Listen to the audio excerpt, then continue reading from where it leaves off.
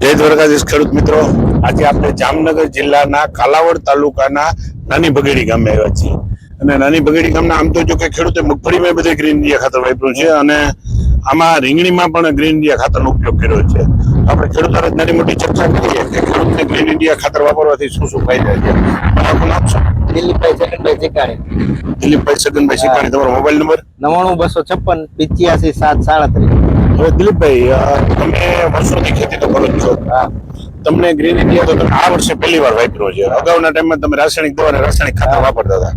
તો તમને રાસાયણિક દવાનું જે રિઝલ્ટ તમને અગાઉ મળ્યું હતું અને આ વર્ષે તમે 100% ગ્રીન ઇન્ડિયા ખાતર વાપર્યું છે, એ બે વચ્ચે ડિફરન્સ શું લાગ્યો તમને? ડિફરન્સ તો ઘણો લાગે સાહેબ.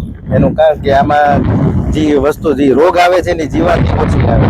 બીજા નંબરમાં ગ્રીનરી ને બધું ફ્લાવરિંગમાં એ વાત ફેર પડે ઘણો. બરાબર, બહુ સારું ફ્લાવરિંગ. હા, હજી તો તમારે આમાં ટ્રીટમેન્ટ હવે ટ્રીટમેન્ટ તમે સારું કરશો ને તો ફ્લાવરિંગ ખૂબ છે, રીંગણું ખૂબ છે, પણ જે તમારે ફ્લાવરિંગમાં ને જે રીંગણું થયું ને એના કરતા તમારે સીધું 20 દિવસમાં તમને ડિફરન્સ જોવા મળશે. તો તમે એ પ્રમાણે ટૂંકમાં આપણું બનાવેલું દ્રાવણ એની સાથે ગૌમૂત્ર અને દૂધ નો પ્રયોગ કરશો એટલે ફ્લાવરિંગ નાખવાનું. હા, 250 કે અત્યારે જે પરિસ્થિતિ તમારી રીંગણીની છે, તમે અગાઉ ક્યારે રીંગણી વાવેલી કે નહીં? ના, આ વર્ષે પહેલી વાર વાવી છે. રીંગણી વાવી પણ ઘણા ટાઈમ પહેલા જૂની વાવી. બરાબર.